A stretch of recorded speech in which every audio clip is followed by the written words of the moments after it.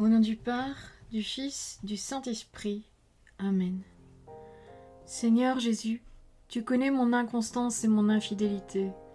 Tu sais combien je suis faible. Alors je demande en ton nom que notre Père céleste envoie son Esprit pour que quotidiennement je puisse entreprendre la lecture du catéchisme de l'Église catholique et que mon cœur s'ouvre à la tradition enseignée par ton Église, ma mère. Que je puisse ajuster toutes mes actions et mes œuvres à son enseignement. Mon Jésus, avec confiance j'abandonne la constance et la fidélité de toute la démarche entre tes mains. Que Saint Michel Archange et mon ange gardien protègent et défendent chaque moment quotidien consacré à cette lecture. Maintenant, avec toi et par ta voix, disons: Notre Père, qui es aux cieux, que ton nom soit sanctifié, que ton règne vienne, que ta volonté soit faite sur la terre comme au ciel. Donne-nous aujourd'hui notre pain de ce jour.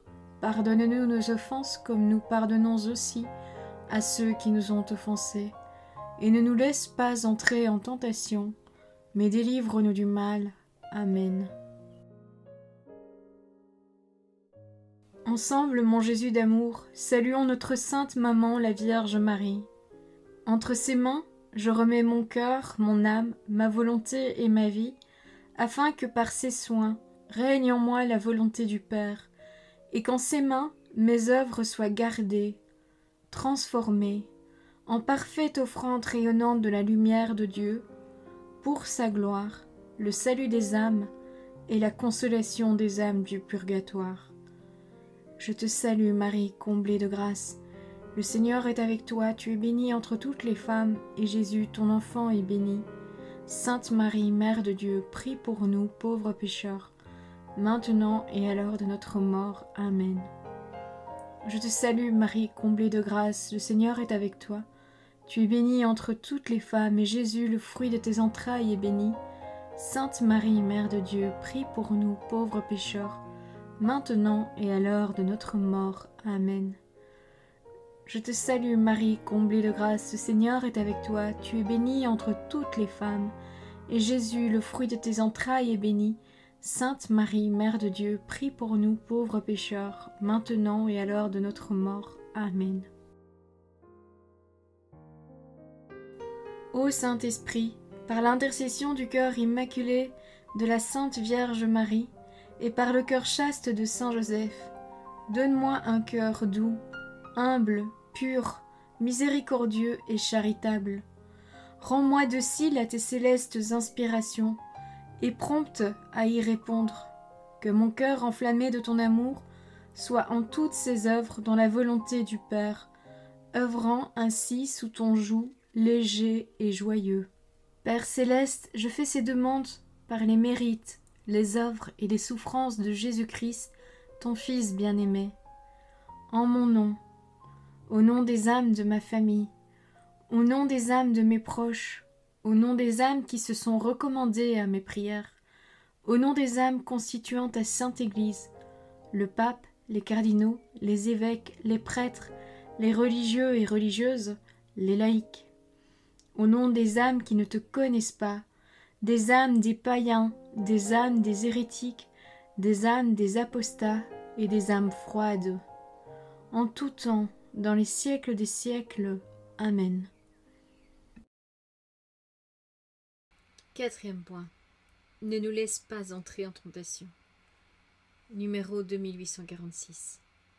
Cette demande atteint la racine de la précédente, car nos péchés sont les fruits du consentement à la tentation. Nous demandons à notre Père de ne pas nous y laisser entrer. Traduire en un seul mot le terme grec est difficile. Il signifie « ne permet pas d'entrer dans ». Voir l'Évangile selon saint Matthieu, chapitre 26, verset 41. Ne nous laisse pas succomber à la tentation. Dieu n'éprouve pas le mal. Il n'éprouve non plus personne. Voir la lettre de saint Jacques, chapitre 1, verset 13. Il veut au contraire nous en libérer. Nous lui demandons de ne pas nous laisser prendre le chemin qui conduit au péché, Nous sommes engagés dans le combat entre la chair et l'esprit. Cette demande implore l'esprit de discernement et de force. Numéro 2847. L'Esprit Saint nous fait discerner entre l'épreuve nécessaire à la croissance de l'homme intérieur en vue d'une vertu éprouvée, voir la lettre aux Romains chapitre 5 versets 3 à 5, et la tentation qui conduit au péché et à la mort, voir la lettre de Saint Jacques chapitre 1 versets 14 et 15. Nous devons aussi discerner entre être tenté et consentir à la tentation. Enfin, le discernement démasque le mensonge de la tentation. Apparemment, son objet est bon, séduisant à voir, désirable. Voir le livre de la Genèse, chapitre 3, verset 6. Alors que, en réalité, son fruit est la mort. Dieu ne veut pas imposer le bien, il veut des êtres libres. À quelque chose, tentation est bonne. Tous, sauf Dieu, ignorent ce que notre âme a reçu de Dieu. Même nous. Mais la tentation le manifeste pour nous apprendre à nous connaître et par là nous découvrir notre misère et nous obliger à rendre grâce pour les biens que la tentation nous a manifestés. Origène. Numéro 2848. Ne pas entrer dans la tentation implique une décision du cœur. Là où est ton trésor, là aussi sera ton cœur. Nul ne peut servir deux maîtres. Voir l'Évangile selon saint Matthieu, chapitre 6, versets 21 et verset 24. Puisque l'Esprit est notre vie et que l'Esprit nous fasse aussi agir. Voir la lettre aux Galates, chapitre 5, verset 25. Dans ce consentement à l'Esprit Saint, le Père nous donne la force. Aucune tentation ne vous est survenu qui passa la mesure humaine. Dieu est fidèle, il ne permettra pas que vous soyez tentés au-delà de vos forces. Avec la tentation, il vous donnera le moyen d'en sortir et la force de la supporter. Voilà la première lettre aux Corinthiens, chapitre 10, verset 13. Numéro 2849. Or, un tel combat et une telle victoire ne sont possibles que dans la prière. C'est par sa prière que Jésus est vainqueur du tentateur, dès le début. Voir l'Évangile selon saint Matthieu, chapitre 4, les versets 1 à 11. Et dans l'ultime combat de son agonie, dans l'Évangile selon saint Matthieu, chapitre 26, versets 36 à 44. C'est à son combat et à son agonie que le Christ nous unit dans cette demande à notre Père. La vigilance du cœur est rappelée avec insistance. Voir l'Évangile selon saint Marc, chapitre 13, les versets 9 et 23, ainsi que les versets 33 à 37. Dans l'Évangile selon saint Marc, chapitre 14, les versets 38, l'Évangile selon saint Luc, chapitre 12, les versets 35 à 40.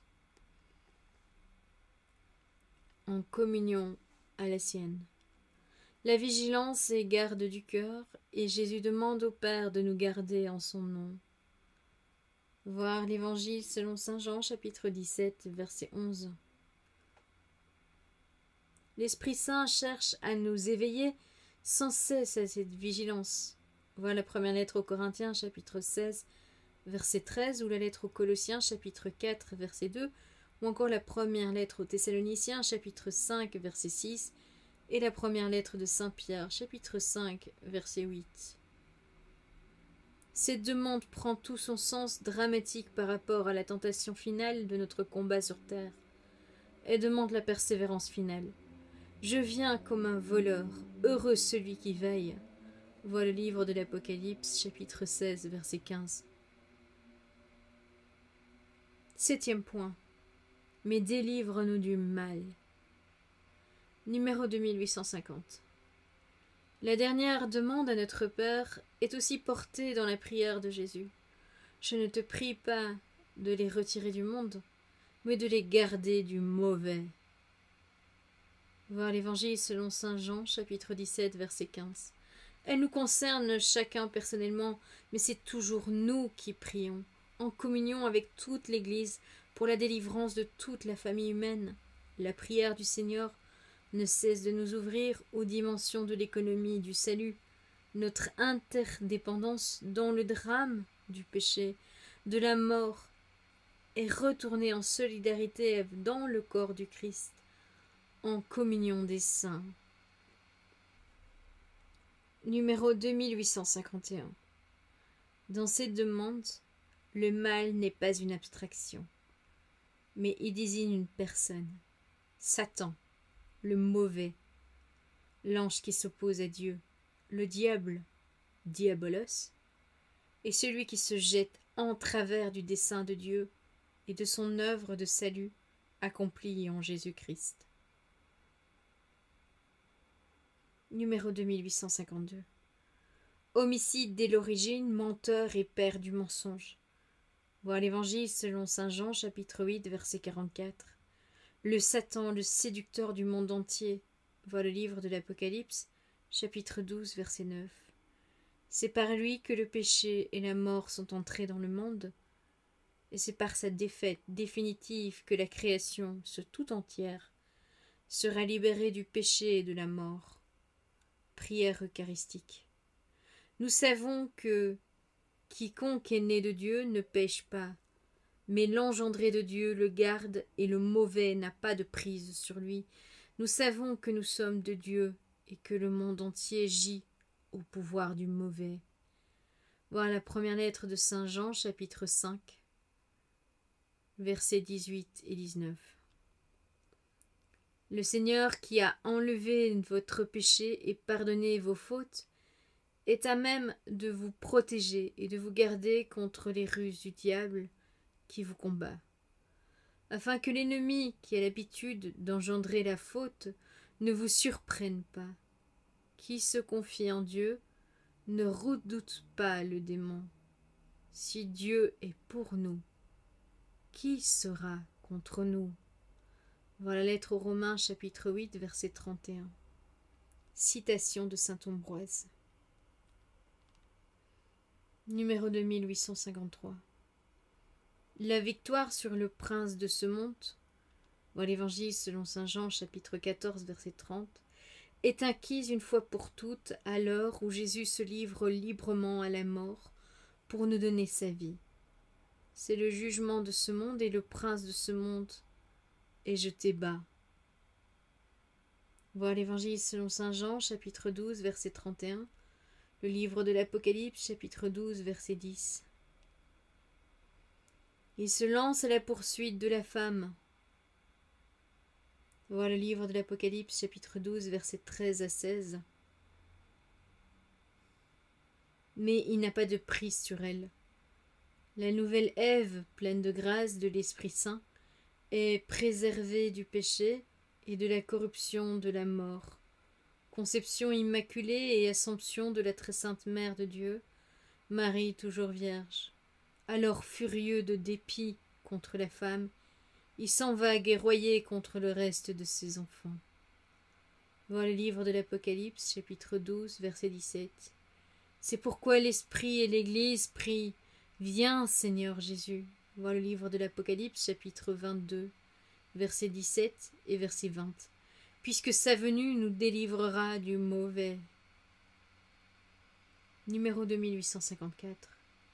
En demandant d'être délivrés du mauvais, nous prions également pour être libérés de tous les maux, présents, passés et futurs, dont il est l'auteur ou l'instigateur. Dans cette ultime demande, l'Église porte toute la détresse du monde devant le Père. Avec la délivrance des maux qui accablent l'humanité, elle implore le don précieux de la paix et la grâce de l'attente persévérante du retour du Christ. En priant ainsi, elle anticipe dans l'humilité de la foi la récapitulation de tous et de tout en celui qui détient la clé de la mort et de l'Hadès. Au livre de l'Apocalypse, chapitre 1, verset 18. Le maître de tout, il est, il était et il vient.